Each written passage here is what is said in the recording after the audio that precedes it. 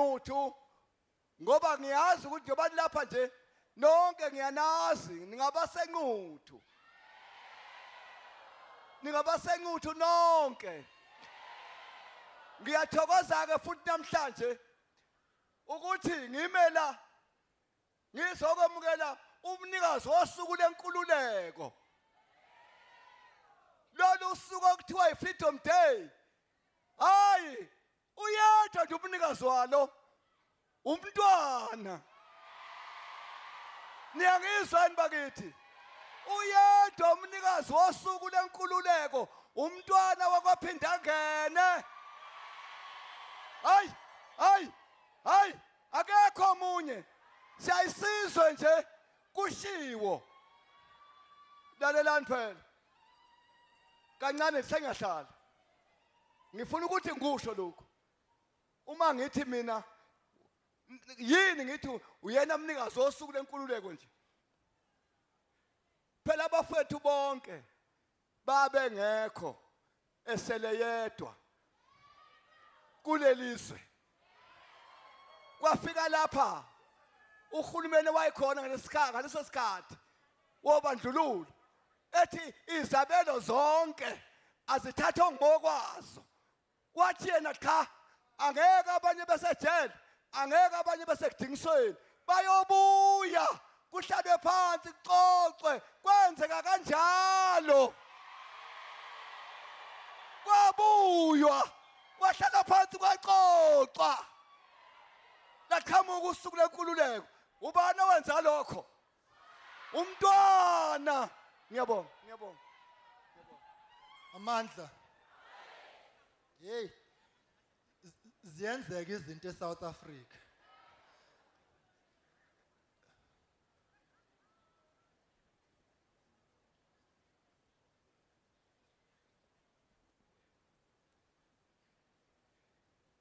Oh.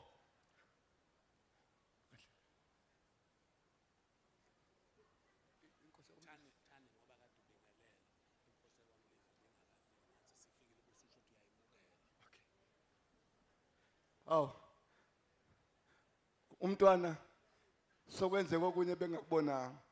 Uyangeluleka ke. Sesifikele inkosi yesizwe sakithi kwaMlife esiyiqhenya ngazo. Hawu!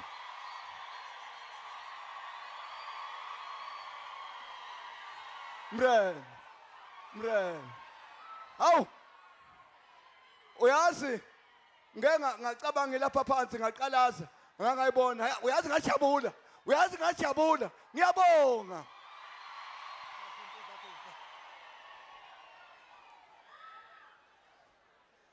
Sithokoze kusihlalo babudlamini.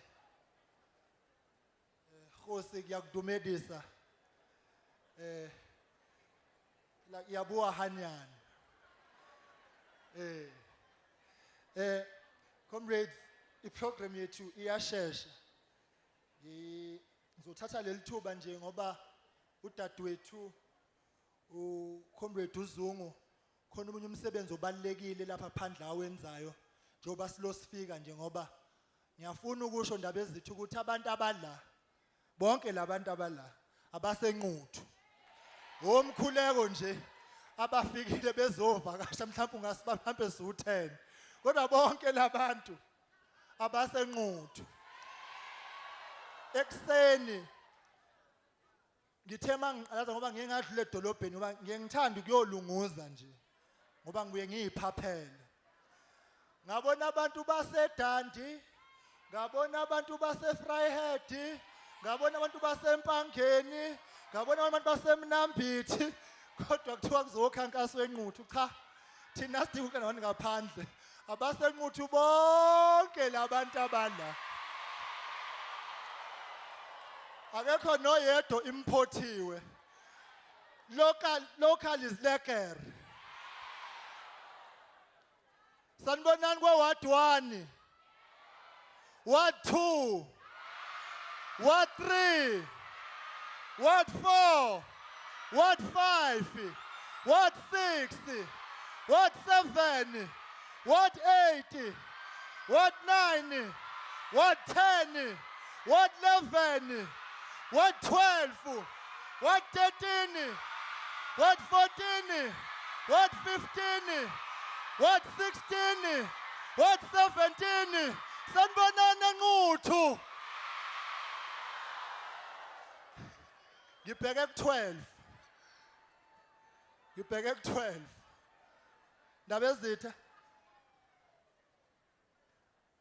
Ngiyafisa ukusho ukuthi phakathi kwethu kunamakhosi aseNdlunkulu engeke mangengiwathule one by one amakhosi okwenza noma yini nje nebona ifanele ukuthi ayiveze ukuthi akhona phakathi kwethu esithokozayo ngawo ngoba siyazi ukuthi omunye umkhankaso omkhulu walabo abafisa ukubhidliza lokho Mageba owakwenzela izwe laseNingizimu Afrika uyingqwele yokukhululwa kwezwe bahlasele isakhiwo sobukhosi bafuna ukuqhelisa amakhosi eduze kwakho kodwa khona amakhosi nje athi nje do or die hello high waters umholi sofa lefa khona ngakho ke sithokoza kakhulu emakhosini aseNdlunkulu akhona phakathi kwethu amakhosi ayokwenza noma yini nje ayokuyiveza ayibona ukuthi ifanele ngisukumisa amakhosi wait manje ke indaba ezithi inkatha yawina ngonyaka odlule ngomhla ka3 yawina kakhulu sawina kwakuthiwe sifile savuka nalapha eNquthu sawina sayikhetha futhi imeya lapha eNquthu samkhetha uDeputy Mayor futhi lapha eNquthu samkhetha uSpeaker futhi lapha eNquthu sayikhetha iESCO lapha eNquthu khona into efihlwe lapha eNquthu abangafuni vele ngomhla ka24 hambani niyoyiveza manje kunezinye imelo baswinanga lapha eNquthu kuphela khona izimeya ezikhona osekela meya bakhona nosomlomo ngocela nawo baphakame abaze nabo ukuzothi bayagodola imeya yaseNquthu ingekho phakathi kwabo ngokusemthethweni bazogcwalisa umbhalo wokuthi imeya yaseNquthu ibe khona ngakho ngicela imeya zethu nosekela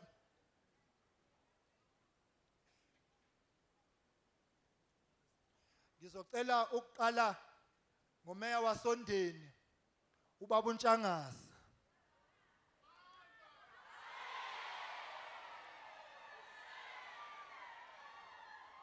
ngicela ukuphakamisa umeya wase Big 5 Hlabisa obuya be unobhala wesifundazwe saKwaZulu Natal ubaba uVF Hlabisa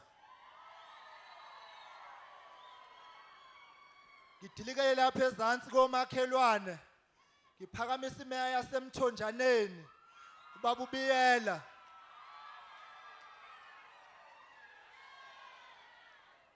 ngicela ukuphakamisa usekela meya womkhandlu waSondini umama uMadela ngikhuphukele uphumeya waseNdumeni nemeya nazo zonke imeya eSouth Africa umfowethu Siboniso Mbatha meya yaseNdumeni usekela meya womkhandlu omkhulu waseZululand umama ukunene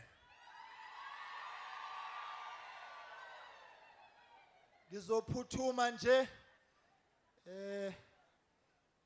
ngiphakamisa usomlomo wase Big 5 Hlabisa ubabukhumalo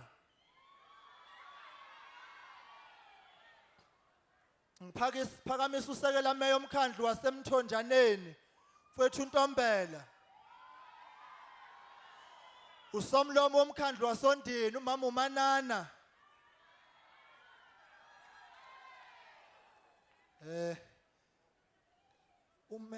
usomlomo waseNdumeni bengithi ngiyambona okay uphe right ngizothi mangibuya ke ngoba sengizodlula kuhlalo kaZwelonke asenzele umsebenzi umeya waseJozini ubaba uMabika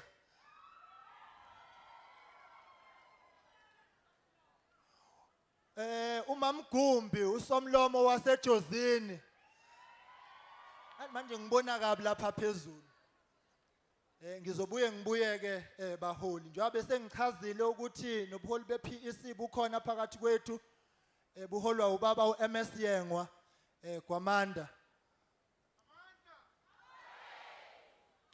khona amalungu eParliament likazwelonke ngiqale ngodadewethu Lizel van der Merwe okuyena owalwa impi yakasasa nakuba kuyaholwa nje namhlanje uComrade uLizel van der Merwe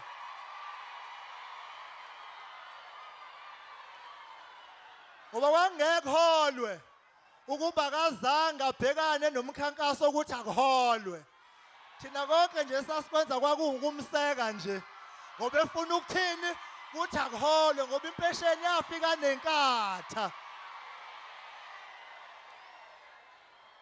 ngiphakamisa umama uNkwanyana ilunga leshamthetho saKwaZulu Natal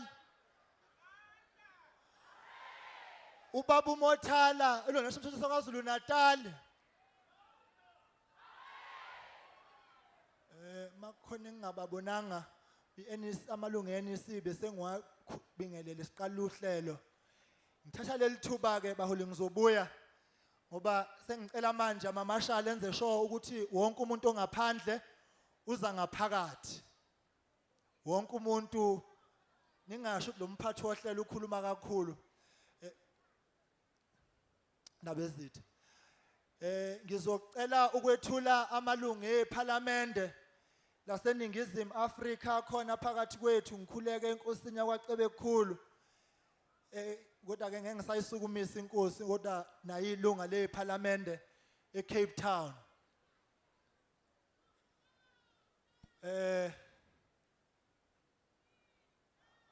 uProfessor Msimang usikhwama uChief Whip babusing unobhala jikelele umama uSJ Nkomo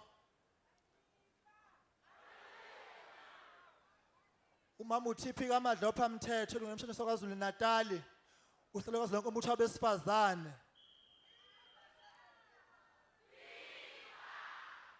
ubaba uMazibuko uChief Whip wethu lapha kwaZulu Natal eshamthetho nomkhuleko Hlengwa baholi ngithatha leli thuba ngicela usihlalo wethu kazwelonke babu Mbigwa la oyilunga lemshini saKwaZulu Natal ukuba azosethulela indoda ongayethemba Khilani mphathi ohlelo Comrade uHlengwa olilunga futhi leParliament likazwelonke hlonishwa umengameli engimethulayo nobhala jikelele okhona isekela uProfessor Msimango Comrade uMadlopha Mthethwa ohola besifazane kuzwelonke inkosi yakwamlife la sikhona sithokoza kakhulu inkosi niyazi ukuthi ufika namhlanje ekseni nje njoba kade ukude kakhulu ngesikhathi sixoxa ngithokoza kakhulu ukuthi inkosi bekhona phakathi kwethu amakhosi umntwana kwacebe ekhulu namakhosi onke abaliwe umphathi wohlelo amalunga eNational Council umhlonishwa uSingh uTreasurer General ebese ngimshile abefundisi abakhona oComrade bonke ama-candidate wethu ala Nquthu ngethula umholi phakathi kwenu ngomzuzu nje wodwa ubani umholi ubani umholi abezindaba ngesikhathi kade kukhona akade bekhankasa bekule ndawo esimi kuyona kukhona uDeputy President kaKhongolose bangibuza nje umbuzo othi njengoba kade uDeputy President ela bafuna ukuzwa ukuthi IFP yona ithini. Ngaphendula nje ngamafishane ukuthi uma kuzoba nesonto qale kuba no Sunday school ekseni. Bese kuthi ke emini bese liyangena isonto. Sesisesontweni ke manje. Ngethula phakathi kwenu ithemba hayi lethu kuphela kepha ithemba leningizimu Afrika iyethembele kuyena umntwana kwaphinda ngene indoda ongayethemba. Ngiyafisa ukuthi ngithi umntwana kangcolile kangcolisi umuntu futhi. Ngiyafisa futhi ukusho ukuthi umntwana engimethulayo uzinikelile wazinikela eyinkosi wavuma ukuba isisebenzi sabantu abahluphekayo kungakhe lapha phakathi kwethu namhlanje ukuzosithwalisa umthwalo owenziwe ngamabomu ngoba sasesiqedile ngomhla ka3 kuAugust. Iphutha esingase silenze ilelo lokuthi kube khona abantu phakathi kwethu abathi ingani savota yimpile ngakho kufanele ukuthi kuphume noma ubani obhalisela ukuvota enze isiqinisekiso sokuthi uyavota ukuze sibashaye sibashaye injobo ilingana imtsitsila. Umntwana njengoba desha umphathi ohlelo ulwele ubukhosi sebuthathwe bathiwa dilikici kodwa wama kangangokuthi IFP ayilitholanga ithuba lokuba ikhankase ngo1994 kodwa yasiwina lesi sifundazwe saKwaZulu Natal ngoba umntwana wayefuna ukwazi ukuthi amakhosi akuphi kwiningizimu Afrika entsha. Angifisi ukubambezela ngenxa yesikhathi ngoba sivuma manje ukuthi umntwana eze phambili azokhuluma phakathi kwenu naphakathi kwesizwe sonke wena uhlanga ndabezitha wena wesilo.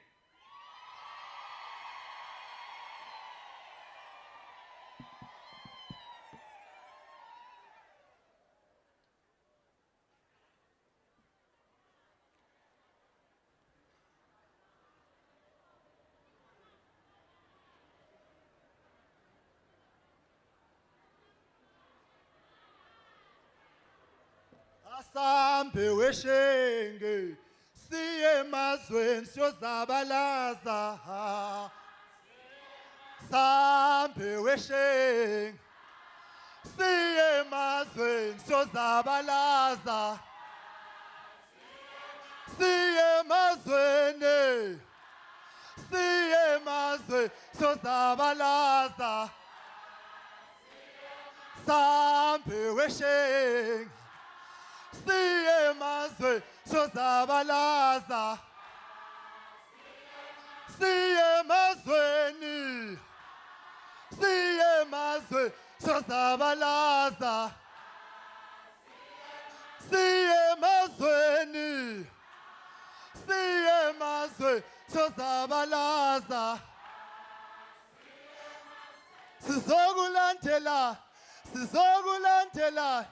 Sizokulandela awunoma kunzima. Sizokulandela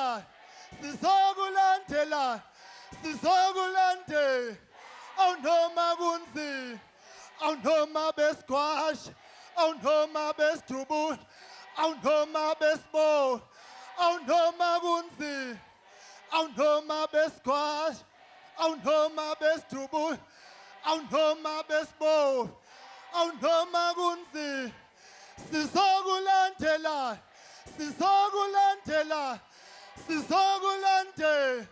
awunoma kunzima. Sizokulandela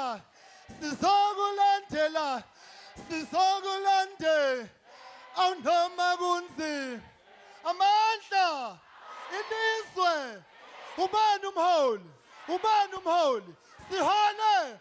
Sihone! Viva IFP, viva! Yawina inkatha Nquthu yawina! Yawina inkatha Nquthu yawina! Sihone! Sihone! Sihone! Sihone! That is it. That is it.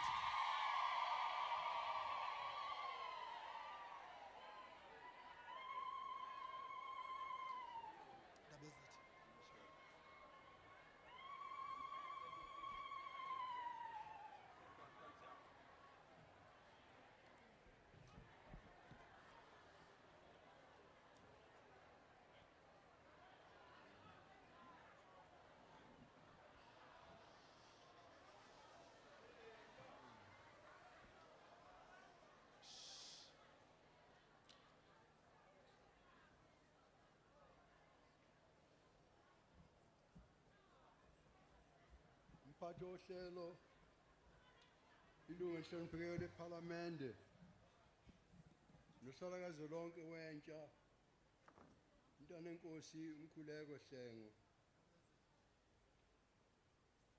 inkosi yesizwe sokomlife esendaweni yayo makhosini Nkulu umntwana oCibekhulu nabantwana abanye benkosi abaphakathi kwethu usihlalo wethu kazwelonke usihlalo kazwelonke ubusisazane ophakathi kwethu unkosikazi Madloba Mthethwa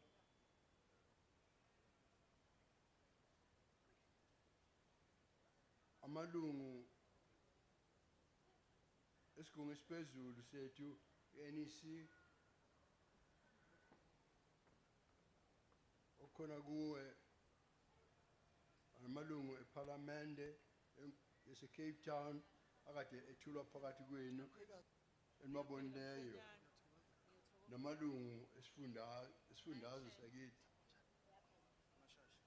ethuliweyo nawo phakathi kwethu abahlonishwa imeya zethu nabahlonishwa osomlomo nabahlonishwa amasekela emeya zethu umfundisi thula sizwe Buthelezi ngiyazi ukuthi mhlambe bakhona abanye abafundisi abakhona umfundisi osole ngenkonzo lapha umfundisi uTim Mudli ma comrade candidate yethu yobumeya na wonke ama candidates ethu ezizowaseka lapha sonke oyihlalo bamaziko abakhona namakomiti abo ucomrade nonke umphathi wohlelo usekweneyile ukuthi size ngani lapha. But I would like to say these few words to say that Nquthu is alive with energy, isn't it? Yes. There is a sense that anything can happen on Wednesday. That change is possible on Wednesday. That things can be put right by us on Wednesday. That the IFP is here to bring you the good news. Yes. We are here to stand up for the rights of the people of Nquthu. Rights that have been trampled underfoot for far too long by irresponsible politicians. The IFP is listening to the voice of the people of Nquthu. We listened on the 3rd of August when you voted for an IFP leadership in the local government elections. We listened when the political mischief of our opponents disrupted service delivery, and you cried out for justice. And we're listening now, comrades, as you speak with one voice, determined to set things right. Finally, after 6 months of struggling, the power is being put back into your hands. That is the beauty of democracy. Political mischief can only go so far before the democratic system steps in and gives the power back to where it belongs, to the people, to you. 3 days from now, 3 days only from now, as Wednesday dawns in the morning, voting stations will open across Nquthu, and 80,000 voters will be asked to decide their own future. They will decide their own future with their vote. And I'm grateful that the people in this meeting will be among those voters. For you'll have heard the truth here today, and you'll be equipped to make the right decision at the ballot box. The right decision, the only decision that can be made for Nquthu is to vote for the IFP. This time we need to be louder. We need to have more people coming out and voting IFP than ever before, so that this time the ANC will be too ashamed to ignore your voices as it has done. I know that I'm not the only one speaking to Nquthu today. The president of the ANC is not far from here, cajoling voters with a song and dance as usual.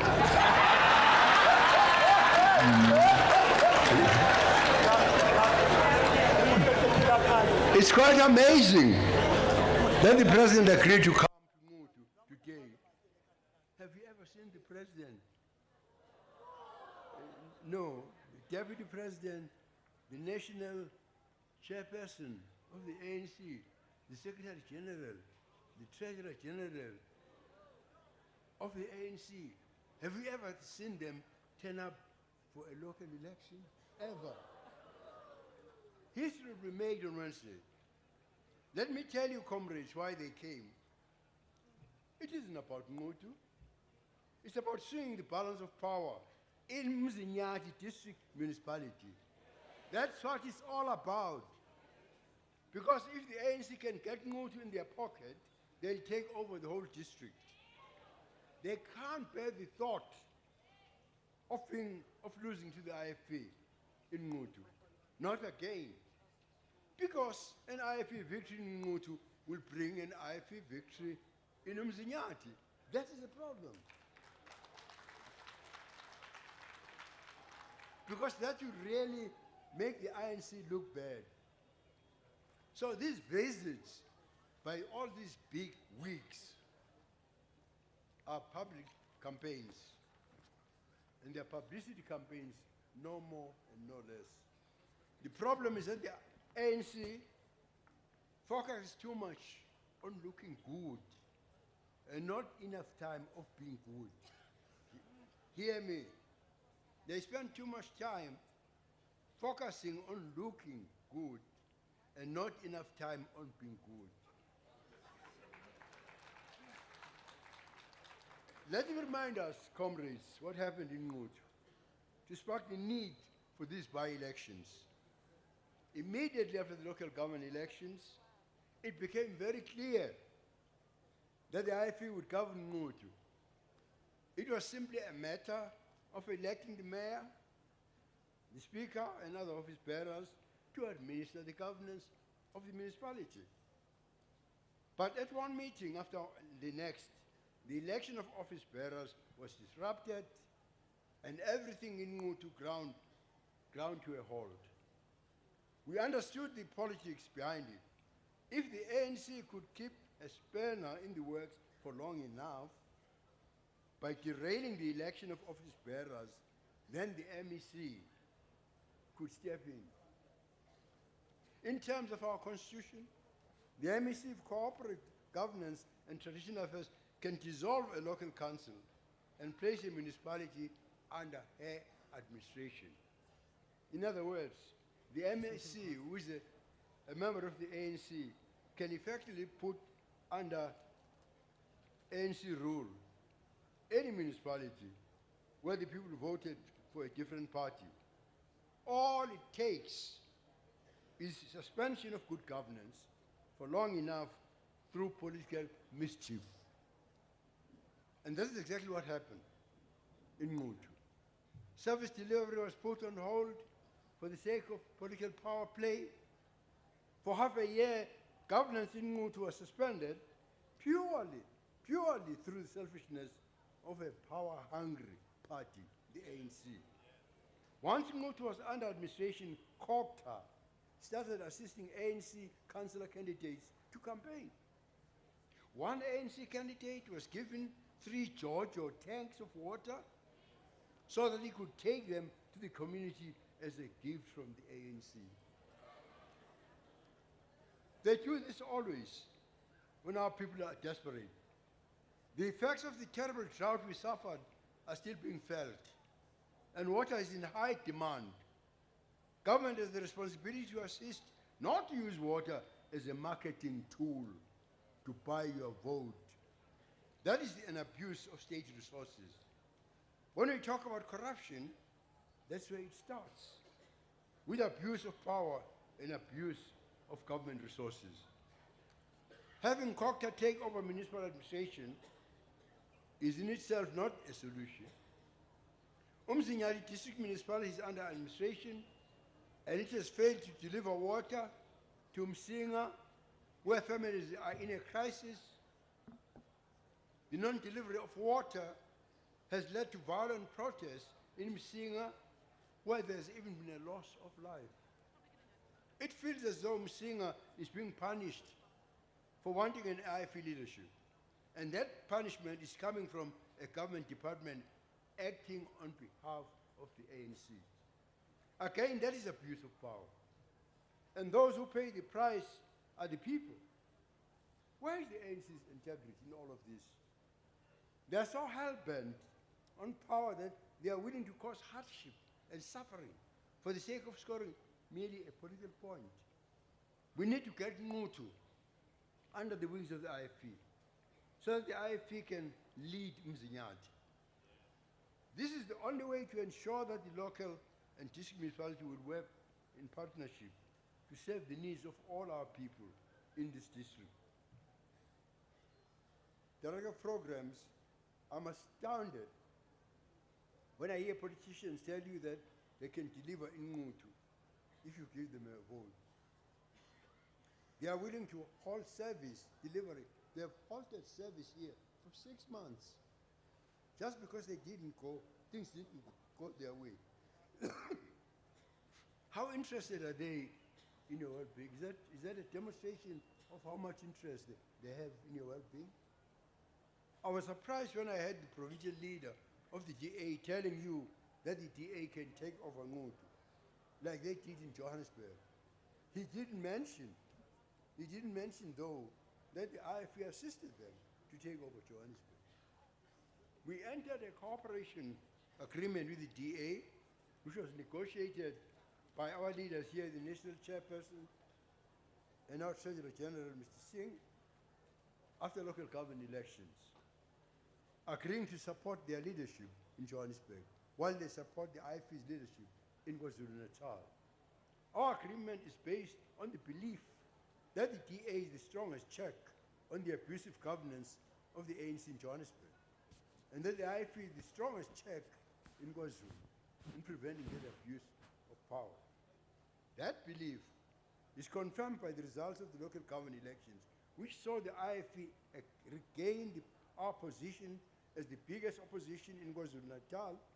We overtook the DA in this province, and the DA acknowledged the IFP's strength by agreeing to vote with our councillors in KwaZulu-Natal. So when the DA says that they can do here what they did in Johannesburg, they are conveniently forgetting that what they did in Johannesburg was done with the IFP's help. Do you want the strongest party or the people who get help from the strongest party? We are happy to work with the DA councillors in Nquthu municipality.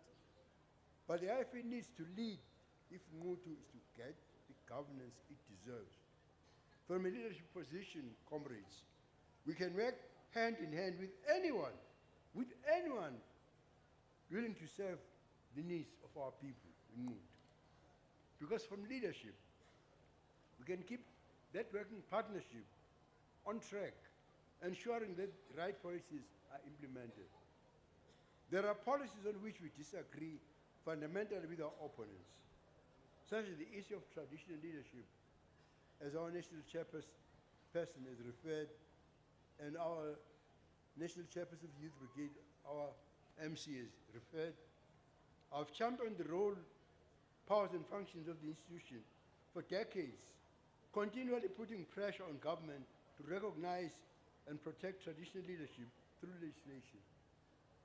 You know, I attended a meeting on Friday in Durban called by the Ngonyama Trust Board, where there is legislation now where they want to actually annihilate completely our traditional leadership, where they want to give powers to municipalities over Amakos.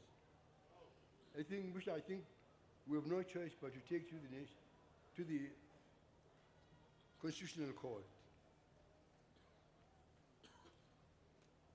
The response, each time I raise the matter from an ANC government, has been negative. To the ANC, traditional leaders are simply political tools to keep power in the ANC. You know that when the ANC actually celebrated its centenary in Bloemfontein, I was invited because the ANC was founded by my uncle here, Dr. Pixley Guy Isagaseme, who was married to my aunt, King Dinizulu's eldest daughter, who was my mentor, who as a young student in matric, I used to write letters for him when he had an operation in one eye, and he used to sign those letters. He's not a legend to me. So when I was invited, I attended. And I heard the president say that it was they who founded Contralesa. And he said they founded Contralesa in order to make it easy for them. We said to him, the passing of the Municipal Structures Act actually obliterates the role, powers and functions of traditional leaders. And he said, no, that will not happen. And if it happens, he'll amend legislation. But Amakosi, some of them threatened that they were going to tell their people not to vote during the local government elections. So the cabinet, Mr. Mbeki and the cabinet, set up a committee which consisted of some ministers, it consisted of some senior counsels, lawyers, you know, amongst them. And that committee was supposed to find whether there has been any obliteration of the role and powers of traditional leaders. They came to the conclusion on the 30th of November 2000 that in fact, if we don't want that there should be any obliteration of the role, powers and functions of traditional leaders, we should amend chapter 7 and 12 of the Constitution. It was an admission that in fact the municipal structures did in fact obliterate the role, powers and functions of traditional leaders. They promised to implement that. But we waited, nothing happened. We waited. Then the MEC at that time, Mr. Mabiakulu, called the meeting of Amakosi from all over South Africa. That meeting took place in Durban. And I was invited to speak. And I mentioned how the ANC has reneged on what it promised by not implementing what they promised. And I said that, in fact, Mr. Zuma was then the deputy president. And in fact, Mr. Mbeki made him chairman of that committee. He was the chair, he chaired that committee himself. So I said that it was in 2009, and Mr. Zuma had just been from Polokwane where he had been elected. And it was clear he was going to be the president. And then Mr. Zuma arrived the following day at the conference, and they raised the question. And as you know, His Excellency Ngamalala, he just smiled, and he said to the comrades, he said so, he said the comrades didn't want that to be done, meaning that the ANC as an organization did not want it to happen. So a few days later, he became the president. Then a member of the IFP, Peter Smith from Durban, asked him during his vote, what happened to the implementation of this promise, this undertaking you made? You know, His Excellency, our president, smiled. And he said, and I've witnesses here. Our witnesses here are members of parliament. Mr. Zuma said that was just a recommendation. He just said so. I got up, I was very angry. And I said that I regretted that our country was ruled through deception. I said so. Now, meetings of the National House of Traditional Leaders take place every year, and they're opened ceremoniously by him. And they normally invite me. And at every meeting, I've raised this matter. I've raised this matter all the time. You know, and I said to him, I remember he laughed very much when I said, and as long as I'm alive, I said, you know, until I die, I will always raise this issue of them reneging, of not, you know, implementing what they promised. To the ANC, traditional leaders are simply political tools.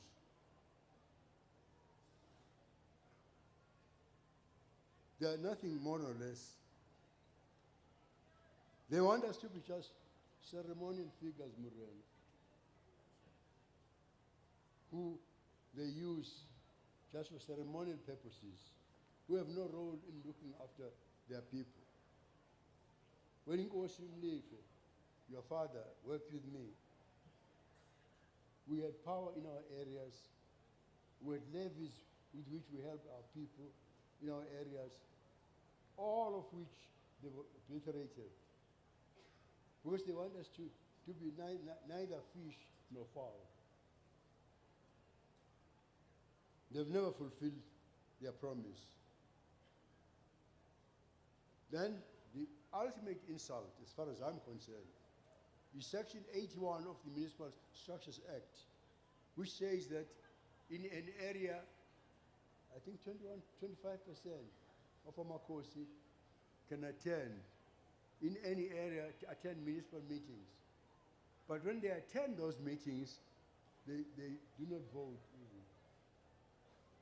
It's the biggest insult I've ever heard. When I was chairman of the House of Traditional Leaders in the province, we passed a resolution that we're not going to attend these meetings because even the legislation is not peremptory. It's not peremptory. It says they may, which means that it's by choice. And yet some of Amakosi, they go to these meetings to sit there just like lizards basking in the sun. I want to see traditional structures and traditional leaders empowered to deliver the kind of governance that we delivered with your father and other Makosi. And that won't happen under the DA. And it hasn't happened under the ANC. On this, the IFP differs with our opponents.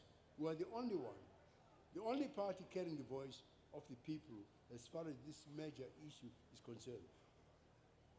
There are other issues where we disagree with them on economic policy. We also disagree with the kind of tolerance that the ANC has shown towards corruption.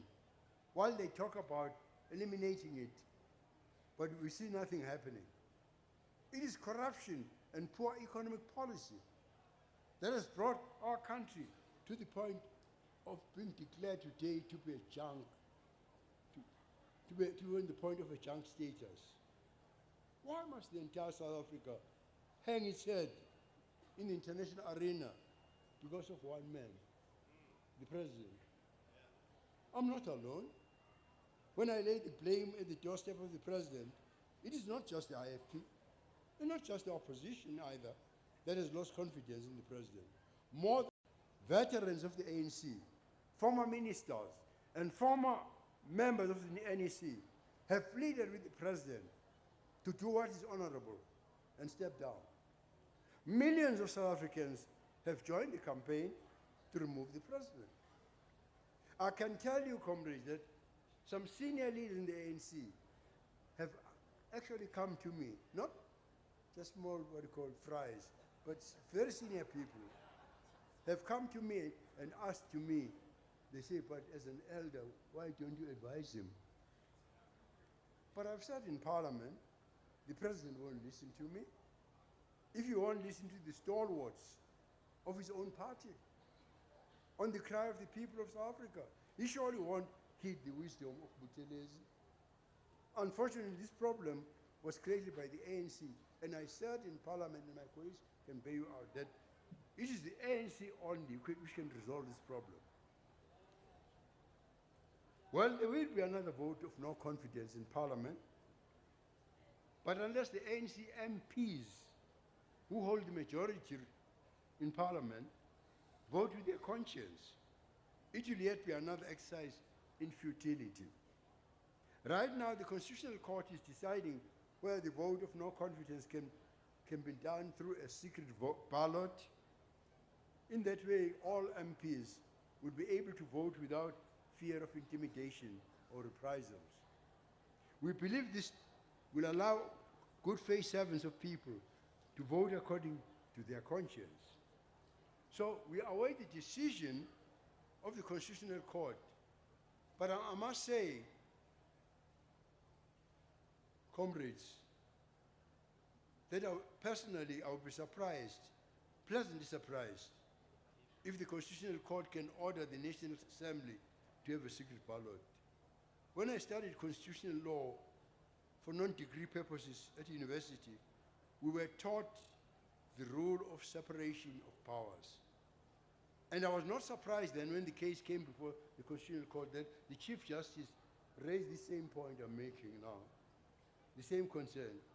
But anyway, let's wait and see. There is in fact a lot we're being made to wait for, comrades.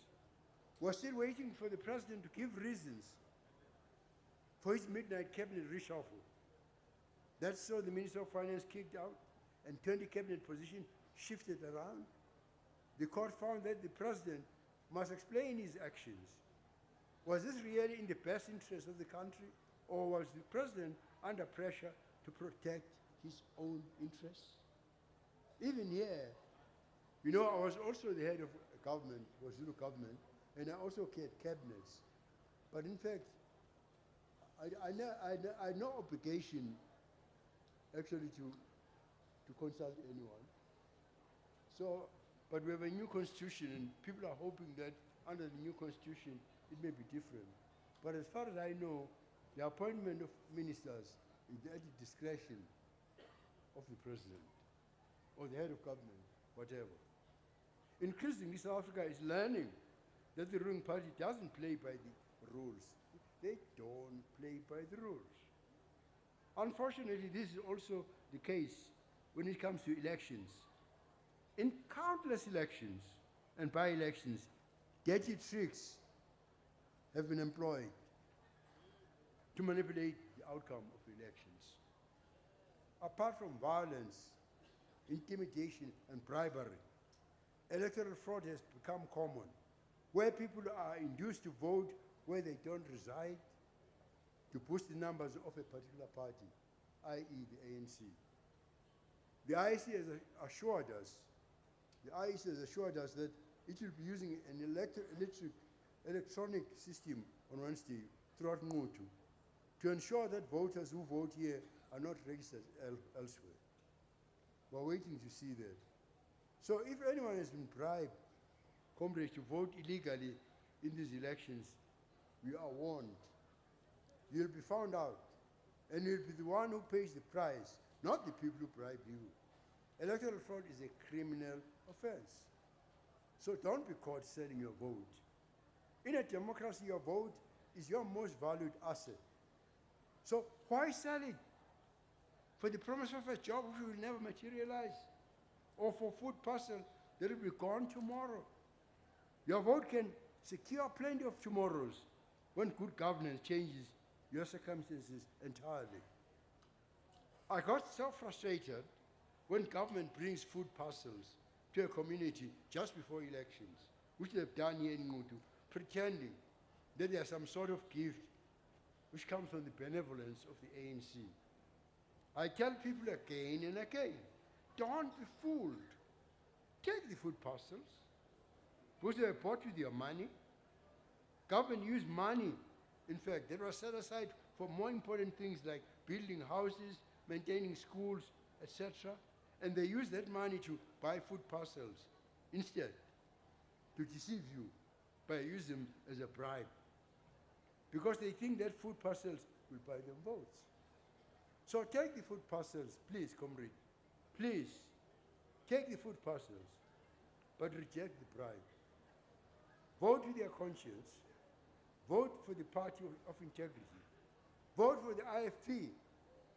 They have even arrested our councillors here in Nquthu on trumped up charges.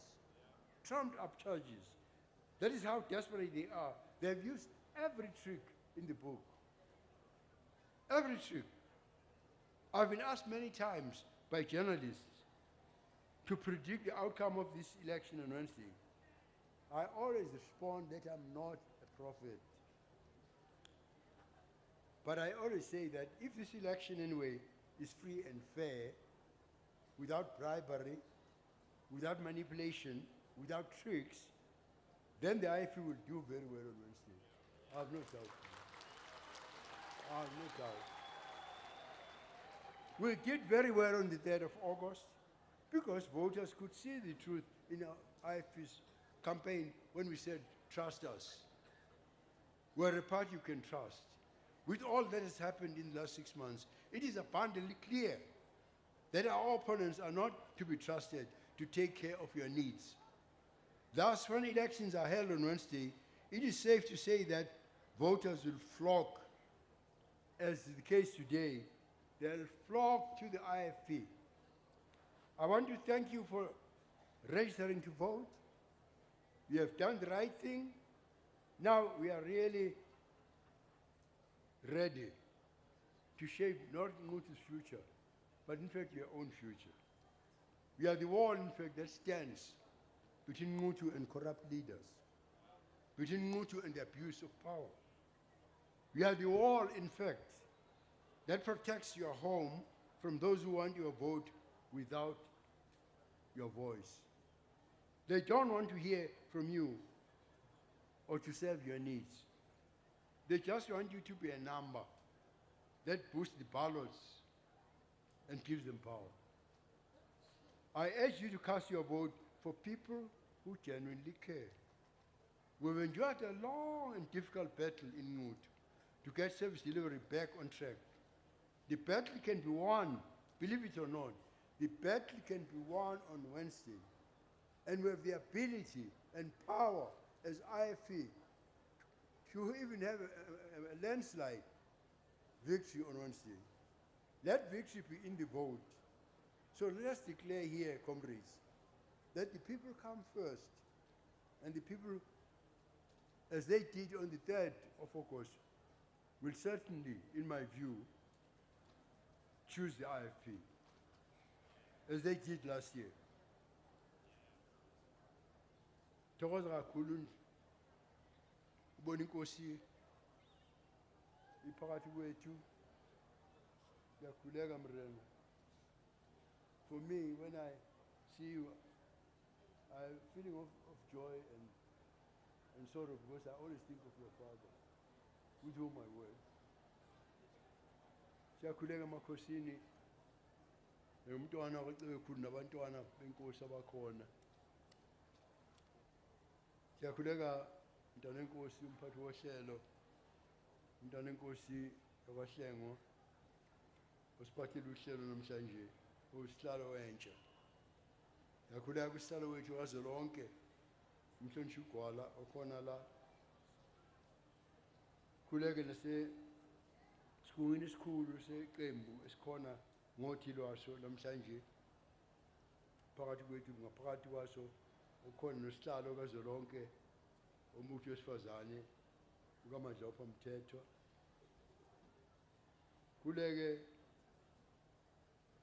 namhlanje uba khona ukasihlalo wale province umnumzana uyengo kwamanda nesigungu sakhe ngikhuleke kubahlonishwa imeya zethu eyikhona nabahlonishwa omlomo nabahlonishwa amasekela eyimeya akhona la nosihlalo umnumzana uDlamini walapha walesiyengi noyihlalo abangaphansi kwakhe abaphethe amaziko thina size lapha nje ukuzomela amalungelo umphakathi waseNquthu amalungelo lana ekade wasegxotshogxotsho ngenyawo isikhathi eside ngosopolitiki bakakhongolose i-IFP ikulalele ukumemeza kwezwi laseNquthu salalele namhla ka-3 ku-August unyaka odlule lapha nivotela ubuholi be-IFP enkethini zohulumeni basekhaya salalela lapho ukuganga kweyimbangi zethu kwaphazamisa khona ukuhanjiswa kwey'nsiza ngokuganga kwabo elokhu kwakhethwa iy'nsiza yiqhubeki la eNquthu nasemzinyathi nakhala nani nifuna ukuba kwenziwe ubulungiswa kule nkinga futhi salaleleke namanje bo-comrades njengoba nisakhuluma ngezwe lilodwa niphokophelele ukuqondisa isimo sezinto lapha eNquthu ekugcineni ngemva kwey'nyanga eziyisithupha zokuzabalaza amandla abuyiselwa ezandleni zenu ngakho yilanga elamanqamu yibo lobo kubuhle-ke bamakha entando yeningi ubholwane bezombusazwe bungahamba indawana nje ezinyathelwana nje engengaki ngaphambi kokusho ukuba uhlelo lwentando yeningi lufake unyawo okulungisa ukubuyisela emva kwamandla kubantu abafanele ukusebenzisa lawo mandla nina bo-comrade insuku ney'ntathu nje kholwane 3 days only kusukela manje njengoba ngikhuluma nje olwesithathu kuyothi intwele ezansi iy'teshi zokuvota zobe seyivule yonke indawo eNquthu bese kuthi abantu abawu-8,000 bawucela ukuba bathathe isinqumo ngakusasa ngekusasa labo ngixolise ngibonge ukuba khona kwey'ntatheli uba zizothathela ukuba abantu bezwe ukuthi besihlangene ngani ngibonge nokuba khona komnyango wokuphepha wamaphoyisa azobheka ukuthi imihlangano yethu iqhubeke kahle ngaphandle kwenxushunxushu kuyangithokozisa ukuthi abantu abakulo mhlangano baba yingxenye yalawo mavoti engikhuluma ngawo ngoba niyobe senilizwile iqiniso namhlanje futhi niyobe senihlomisile imiqondo yenu ukuthatha isinqumo esifaneleyo ebhokisini lokuvota isinqumo seyiso ngesifanele ukuthathwa sokwenzela iNquthu nesokuvotela i-IFP kulesi sikhathi kudingeka ukuba simemeze ukwedlula isikhathi esandulelwa yilesi esikuso sidinga abantu abaningi abazophuma ngobuningi babo bazovotela i-IFP ngendlela engakazi ibonwe ngaphambili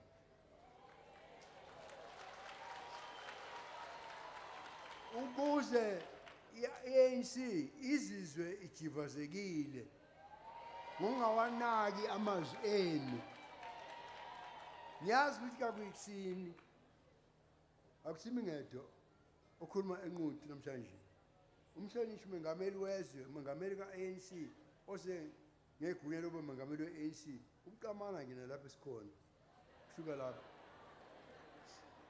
ubhizi naye uhuha abantu ngokuhlabelela nangomdanso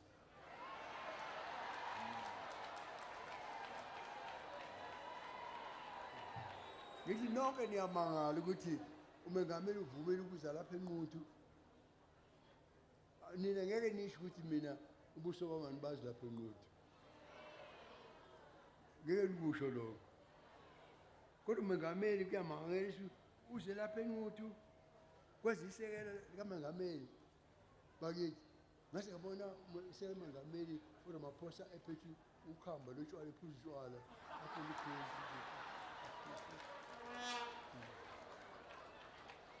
usihlalo kazwelonke unkosikazi Baleka Mbethe uzile lapha eNquthu unobhala jikelele umnumzana uGwede Mantashe uzile lapha eNquthu umgcini mafa kakhongolose udokotela umkhizi uzile lapha eNquthu yeni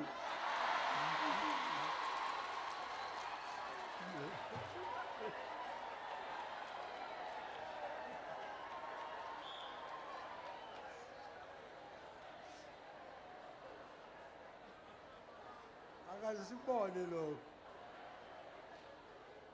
lelani ke bocomrade ngimtshene ukuthi beze lapha bazokwenzani kaphathelene nakancane nani nokuhlupheka kwenu kumalana nokuzoshwibisa uyimelela kwamandla esifundeni sikamasipala eMzinyathi ngoba iANC nxa ifaka eNquthu ekhukhwini bese bawuthatha nesifunda saseMzinyathi yilokho okubalekile lapho ngakho abakwazi ukumelana nokunqoba kwe-IFP eNquthu futhi bathi ngeke baphinde futhi ngoba phela sawina mhla ka-3 bathi-ke ngeke baphinde lokho ngoba ukunqoba kwe-IFP eNquthu kwakhomba ukuthi noMzinyathi wawuzophathwa yithi lokhu kungenza abacomrade iANC ingabi nalugazi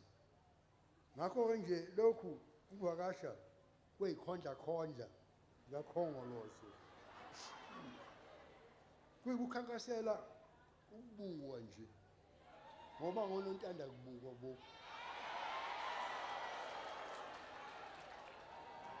inkinga ukuthi iANC ikhathazeke ngokubukeka kahle abanandaba ngempela ngokwenza izinto ezinhle bathanda ukubukeka kahle niyazi ukuthi odokotela sebafika nento eyisimanga lapho ukuthi abantu abanemali sekukhona ukuhlinzwa okuthiwa yi-plastic surgery uthi unekhala lami ngithi cha angilifuni ngifuna alitshekisa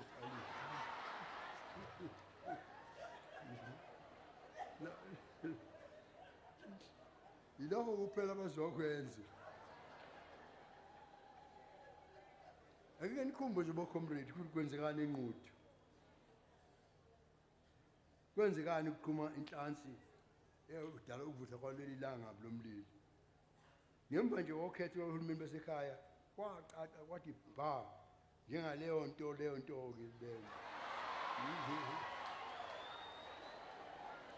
ukuthi IFP izoyiphatha iNquthu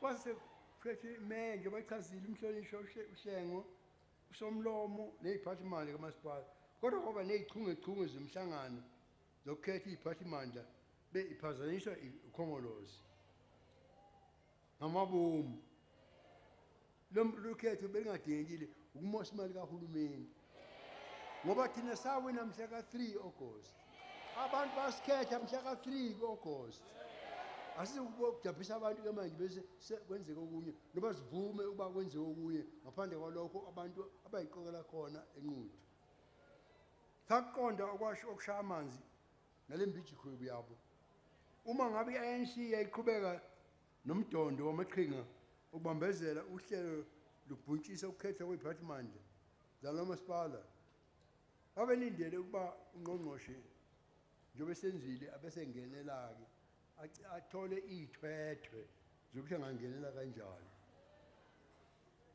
ngokulala komthethosisekelo ungqongqoshe kwezokubusa ngokubambisana nezomdabu angawuhlakaza noma yimuphi umasipala ngaphansi komnyango wakhe ayifake ngaphansi komnyango wakhe ngamanye amazwi ungqongqoshe angakwenza ukuba abeke ngaphansi kwe-ANC noma yimuphi umasipala lapho abantu bevotele khona iqembu elehlukileyo njengoba kwenze lapha eNquthu lokhu akwenze lapha eNquthu kuyinhlamba kubathukile abantu baseNquthu abantu baseNquthu bekufanele bamgeze igilo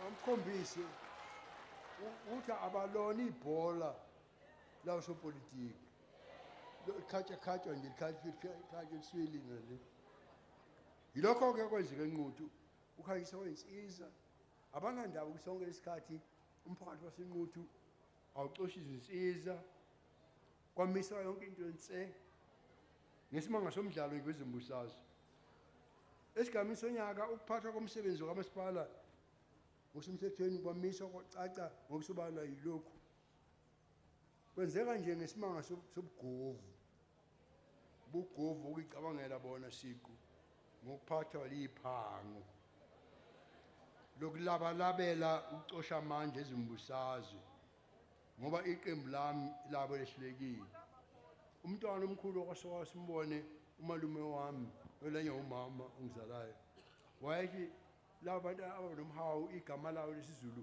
umgolo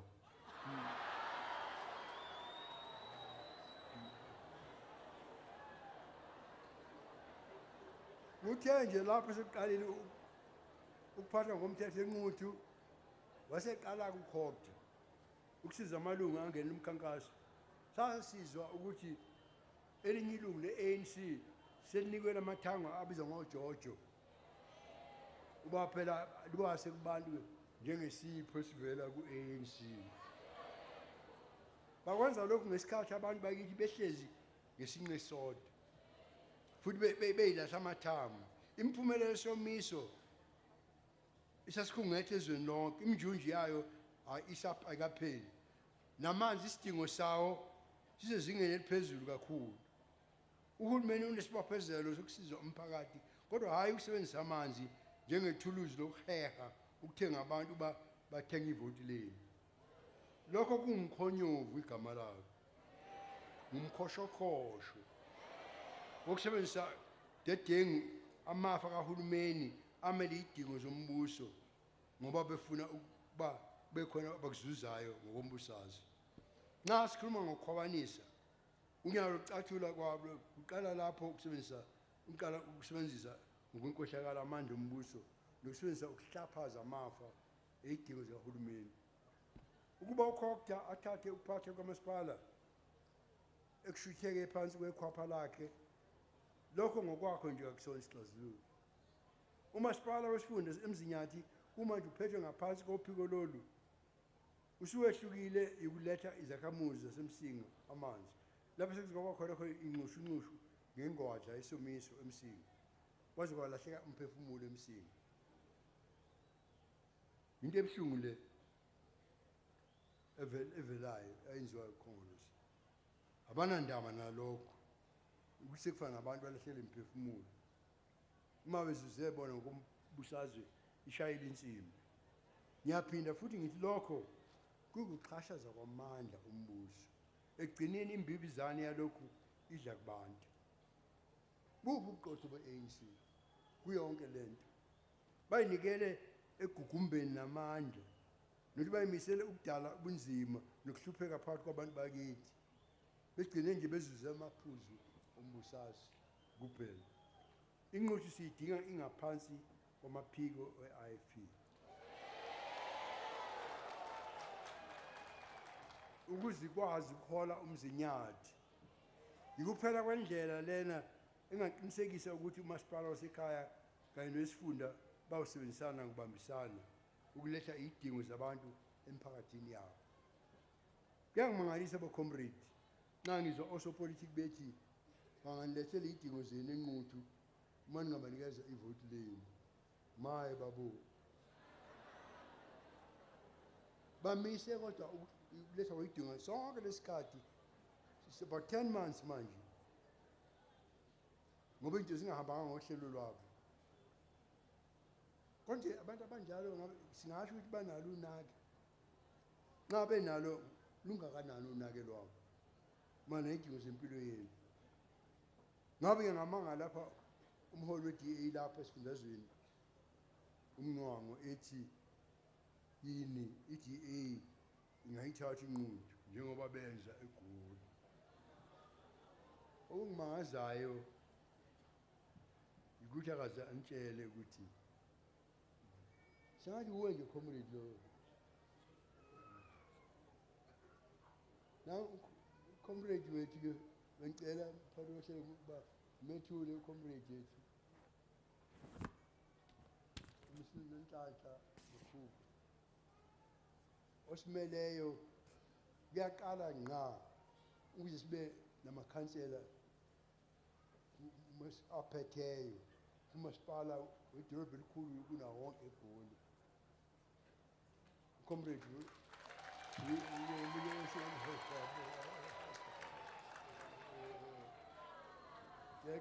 kuyaqala ngqa lokho. Ngakho-ke uma ekhuluma uMoli wakushiya ukuthi yebo noma kunjalo kulokhu bakuze kwenzeke lokho basizwa amakhansela ethu amabili, Comrade Makhubu kanye noComrade Nquthu. Sangena isivumelwaneni sokusebenzisana ngokubambisana ne-DA ngemva kwenketho zohulumeni basekhaya, abaholi bethu abaphezulu isihlalo kanye nomgcini mafa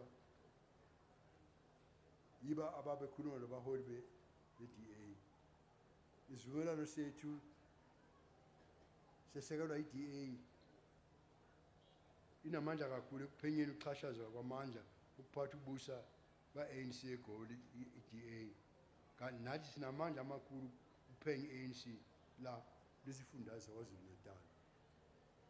Ukukhola kuqinisekiswe imiphumela yenketho zohulumeni basekhaya ezabonisa i-IFP buyelwa ngamandla ayo njengeqembu elikhulukazi eliphikisayo KwaZulu-Natal. Sedlula i-DA lesifundazwe ne-DA yayivuma induku yamangwevu e-IFP ngokuvuma ukuvota kanye nathi namakhansela e-IFP la kwaZulu. Manje i-DA nxa ithi ingeza lapha eNquthu, ingenza lapha eNquthu lokhu yakwenza eGoli. Akuyona indlela abeka iqiniso kahle ngalo umnumzana uMncwane. Ngoba wazi kahle ukuthi into engeke bekho le kuba lesivumelwano senziwa ngabaholi bethu uba kubanjiswana senziwanga uba i-IFP ayibelekelelanga ngoba bathathe umasipala eGoli.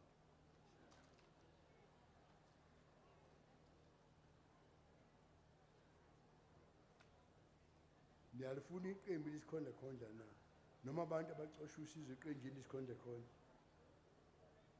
Kuyasithokozisa ukusebenzisana kanye noma yiliphi ikhansela le-DA umasipala waseNquthu noma i-IFP kudingeka uba ihole iNquthu uma ngabe iNquthu idinga ukuphathwa ngobuqotho obuyifaneleyo.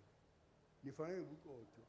Indawo yaseNquthu imqoka emlandweni wesizwe sakithi ngoba isandlwana sila eNquthu, isandlwana lapha uZulu enza into engaze yenzeke ukuthi abantu bephethe amahawu nomkhonto behlule amasotsha ayephethe ibhamu amangisi esandlwana. Indawo emqoka kakhulu. iNquthu indawo emqoka emafeni ethu nesizweni sonke. Khona amathambo kababa umuntu mengane kaMnyamana owasalayo umkhandi umbozela amatholo ubaba wayekhona esandlwana ingoma makhosi ibutho lakhe kodwa wasinda base bembophela amanqine enyathi. Emva kwalokho bathi akanqunyi uHedzoko waye-Minister of Justice ngalesikhathi wathi akaboni ubulungiswa ngoba nomuntu lo uthe kabulawe akabona. Kodwa uGavana ngoba wayeyingisi azi ukuthi lo muntu wafa amangisi angaphezulu kwe1,000 uthi ngomuntu walabo bantu batho kanqunyi. Ubaba omkhulu uzala ubaba asilazi ithina lakhe ngoba wanqunyi umkhandlu efela lokhu abakwenza isandlwana. Esicongweni sobuholi singasebenzisana nanoma ubani odinga ukuhambisela abantu idingo ngoba ebuholini singakugcina lokho kusebenzisana kuphephile kukhoselekile siqinisekisa ukuthi iy'nqubomgomo ziyafezeka. Kuney'nqubomgomo esiphikisa ngazo ngokungananazi ney'mbangi zethu njengodaba lobukhosi ngiba lichaza umntwana wenkosi uMashasha ngokuthi sengiyingqele yabo yalempi yobukhosi ngolesihlanu besinomhlangano amakhosi egcwele lapha nangumntwana wacebe-khulu Mhlonishwa besinaye lapha emhlanganweni angazi inkosi yayikhona inkosi yayikhona ingifakazi ukuthi yayikhona izwini inkosi ukuthi bafuna ukwenze njani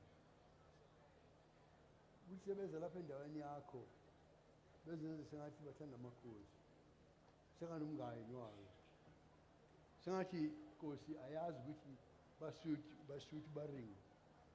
basuthi baringi umtswale wali shoti kuli shoti umtswale wamloyi kumloyi ku-ANC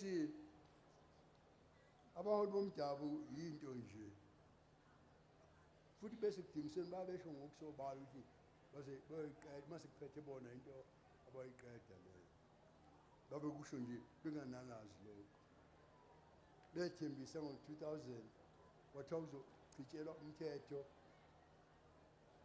kusho isigungu sikahulumeni noma ingameli wezwe emva kwekomiti yayiphethwe umnumzane uZuma isihlalo umbheki wayekhethe yena ukuthi kube uchairman wayo phinde emhlanganweni laphana bizoma buyakhulu eThekwini ngaba xoxa le ndaba ukuthi abesigcwalisanga ukuthi chitshelwe lezi zahluko ezimbili ukuze ukhosi kungacinywa ngumasipala sebeza ngemuva manje khona umthetho siwuphasile onika amandla omasipala ngaphezu kwamakhosi sobala ukuthi siyohlangana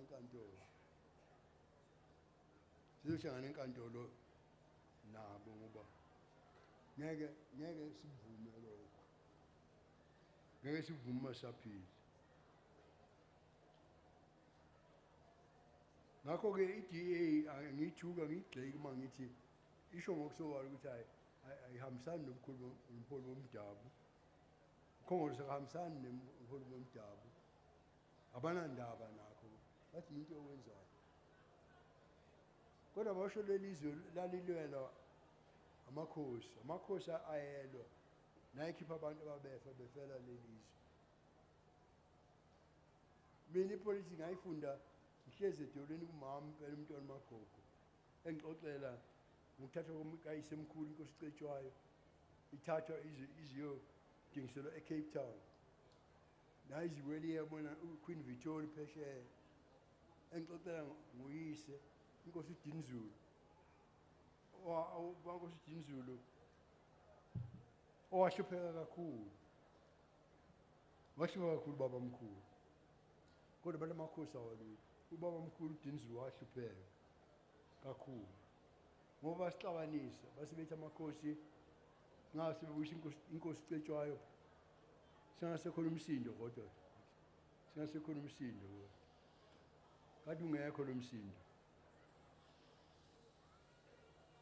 bathi masibuya kwinkosi Cetshwayo phesheya basibele iqembu lizwe sebethi kukhona ingxenye yalo eyoba ngamakhosi angasafuni ukumthatha ukuthi inkosi kwala izimpi eziningi salwa sodwa uSuthu noMandlakazi kanje uSuthu wehlulwa Mandlakazi wehlulwa uSuthu etshaneni inkosi yaMandlakazi yabalekela enyoni emva kwesikhathi amangisi asethi asembuyisa kwaNongoma ukhokho wami umnyamane wayesekhona wakade undunankulu uSilo uCetshwayo abantwana Mageba umntwana Sonkweni oyise bakaDinizulu umntwana ushingana nomntwana Ndabuko mali batshena ukuthi usebuya lapha ya bephelekezele indodana yabo inkosi Dinizulu wathi kazi ngeke avume ukuthi wabuye lapha noma bazi bagwaze uyise ethangeni wathi ngeke babuye umnyamana njengomeluleki kayise nomuntu omdala wathi yena mntanami ngoba inkosi Dinizulu wayekhulele ekushumayeleni ekhaya kumnyamana ekhuliswe umnyamana wathi mntanami ungeke uthi umuntu uma ehamba nesimako sakhe esiphethe ngoqotho Ungasishaya bese kubuka wena. Lo muntu okuthiwa kabuye lapha isimanga samangisi. Ngakho amangisi ngeke akuyeke. Pho-ke na insizwa-ke kacetshwayo ubaba omkhulu hayi anginaka lokho. Yakuba khona-ke impi yakwandunu. Impi yakwandunu-ke emva kwayo wathatha ubaba omkhulu uDinizulu wawudingiselwa esiqhingini sasesentelini lapha abalume bamababili ngonyama Solomon nomntwana umshini bazalelwa khona bedingiselwe esiqhingini uyise esentelini. Kwenzeka into engumlando wepolitiki. Ugogo njalo ugogo ukhulu wethu unina wenkosi uDinizulu ngesikhathi ethatha ngoba iseyibhungwana intombi yakwasimazimeleli ithefuya taDinizulu mithisa intombi yakho yakwandwandwe ukuze bekhona ngosila ngakho inyembezi ukuze ngicoshe isendayo. Akusho mina phela sekhotha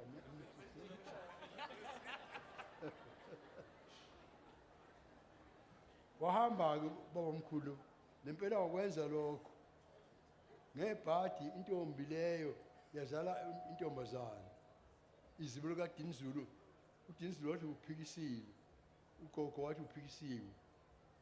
Leyo ntombi-ke useme lo kumfake lapho owasungula ukhongolose waseya lapha endunkulu eyocela intombi.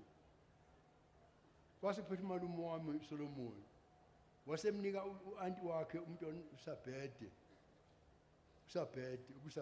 ngiyamazi ngamehlo. Kodwa usebona inkume leli elikhulayo umntwana uphikisile useme wase ethatha lona. Useme-ke uye lo owasungula ukhongolose. Umlando omkhulu upolitiki lento ngiyixoxa ngoba iy'ngane zidinga ukwazi lokho. Ngazo sebekhuluma nje ngokhongolose ngithi mina ukhongolose lento yakwethu nayithi bathatha baba useme.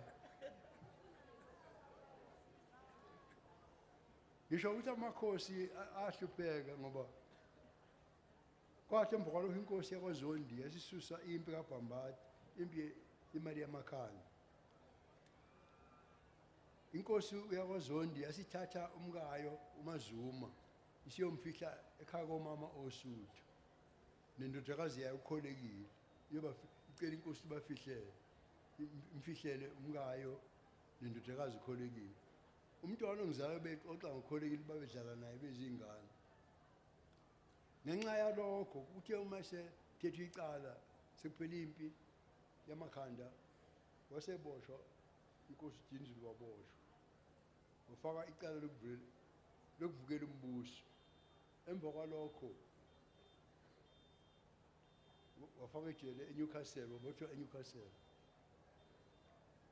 Kuthe ngo-1910 umama Bhunu namangisi esenza i-Union of South Africa kwase kubekwa uLouis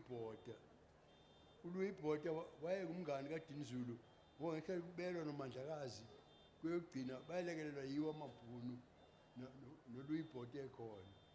uLouis Botha ngoba prime minister we-South Africa wamkhipha uDinizulu ejele kodwa ngeshwa akazasho ukuthi kayoSuthu wasemdingisela le eMiddelburg eTransvaal lapha afela khona ubaba omkhulu ngo-October ngo-1913. Manje bese kuthiwa amakhosi-ke inkosi ayile amakhosi asilutho amakhosi. Lezo ndaba esingaboni ngasolinye kuzo engibona ukuthi ngigcizelele. Indaba enkulu ukuthi umengameli njengoba ela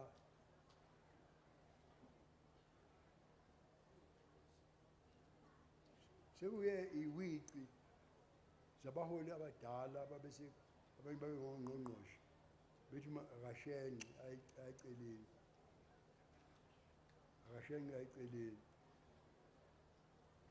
Bese ngikhumbula ukuthi ngo-2011 umengameli wangimema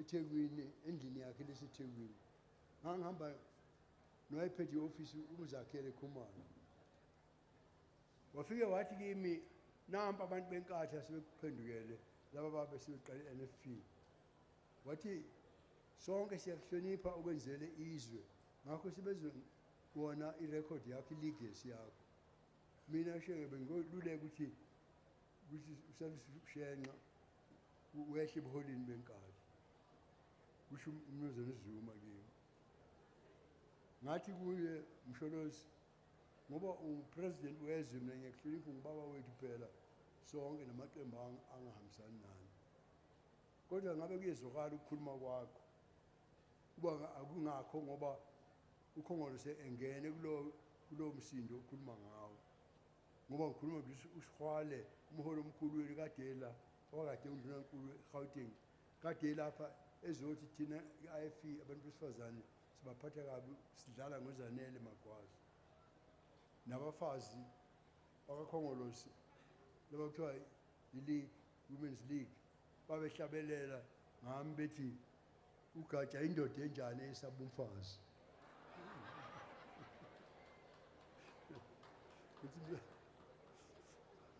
ngithi mina-ke uba ungakwenzeka ngabe ngiyakuzwanga kodwa ngibuka lo msindo khona mayelana nomengameli ukuthi wawungekho umsindo ngakha sengisho kimi ngoba nawo lo wawenziwa yibo ababenika imali laba be-NFP uba bahlikize iqembu lethu manje abanye beza kimi abaholi abakhulu kimi bathi kimi awu ngoba njengomuntu omdala sesithembe wena ukuthi umluleke ukuthi abakhulu abaphezulu ngithi mina uma sebehlule ingqongqwayi ey'ndala zabaholi bakhongolosi wazehlula kalalela ney'kwici lezi esizefike emabhilidini kahulumeni ePitoli engayilaleli angalalela Buthelezi angikuboni ukuthi angalalela mina ngakho-ke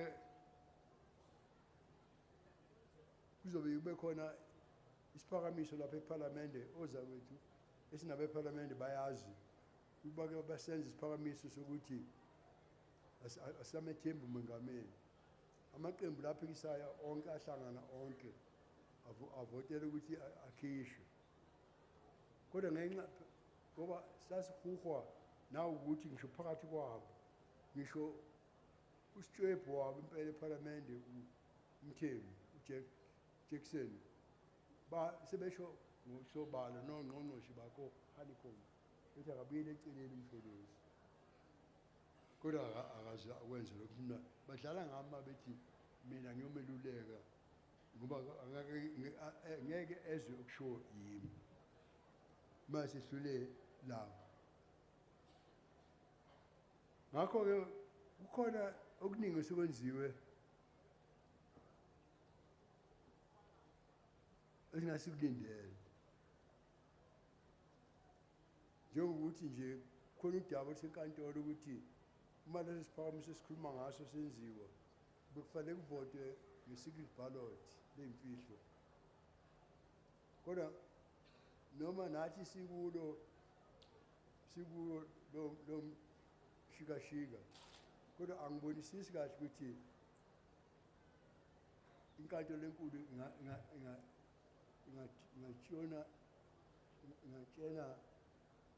iPhalamende ukuthi ayenzeni ngoba kukhona into ngesikhathi sifunda i-constitutional law enyuvesi khona kuthiwa kwehlukanisa kwemikhakha i-cabinet legislation ne-judiciary kodwa kangazi-ke phela-ke ngoba sekhona i-constitution entsha ngakho-ke asazi okuyokwenzeka mayelana nomengameli wethu ngakho-ke siyazi ukuthi ukhetho luzohamba kahle uma ungekho imikhuba umkhoshokosho ngoba sonke isikhathi beza namaqhinga amaningi okungcola abasebenzi sebefuna iy'ntuba zokucosha imiphumela evuna bona